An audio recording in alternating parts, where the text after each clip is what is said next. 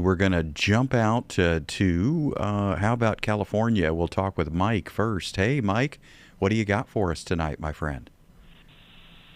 Hey, Andrew. I'm sitting here with my Bible study buddy. Yeah. And we were discussing something today, and hoping you could help us out. Okay. A certain U.S. senator got into a fracas a while back with a podcaster. Okay. About U.S. policy toward Israel, and the senator invoked Genesis 12:3. Okay. And I was wondering if you could help us out with that. Yeah, absolutely. Genesis 12:3, it says, I will bless those who bless you, and whoever curses you I will curse, and all people on earth will be blessed through you. Well, let's not forget, this was directed to Abraham. And we know how the story unfolds, that we believers we're children of Abraham, so to speak, by faith. And remember that Paul even expounds upon this in the New Testament. He says it's not children of the flesh who are saved. It is the children of the promise. So it's not about bloodline. It's not about lineage. It's not about heritage. It's about faith in Christ. And Abraham is sort of the prototype of that because he had faith in God. And so he was made righteous. He was credited with righteousness because of his faith, not because of his works.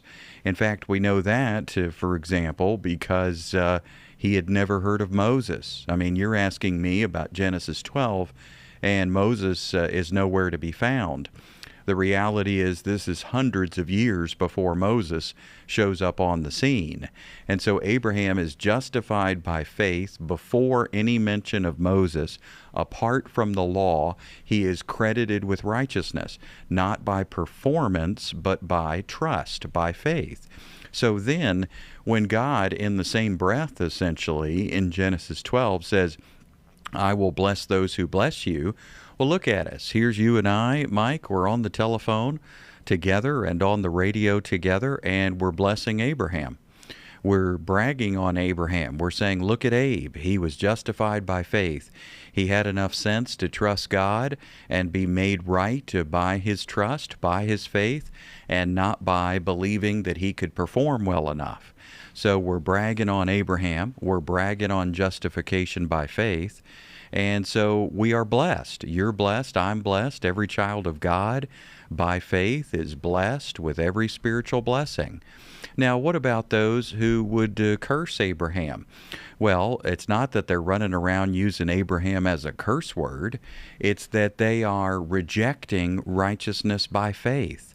They are rejecting salvation in Christ. And so those folks, what happens to them? Well, they remain dead in their sins. And so we see two kinds of people. There's no condemnation for those who are in Christ because we're blessed with every spiritual blessing. And then there is condemnation for those who remain dead in their sins.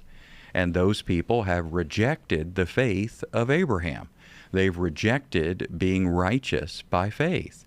So that is exactly what's going on here. The Apostle Paul talks about this in Galatians chapter 3. You can look at verses 8 and verses 16, and they basically expound upon this idea that Abraham's lineage is fulfilled in Christ. It's not the children of the flesh. It's not about geographic Israel. It's about all of us who, Abraham was told he would be the father of many nations. What does that tell you? Well, if you're a believer in California, Abraham's the father of many nations. If you're a believer here in Texas, well, guess what? Abraham's the father of many nations and many states.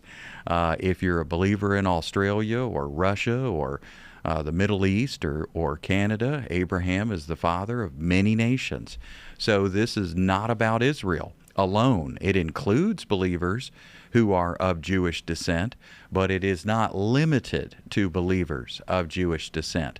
Why? Because it's about believers. It's not about law keeping. It's about faith. And so I hope that helps, my friend. I love that you called in and called in early with a great question. Reach out to us again anytime.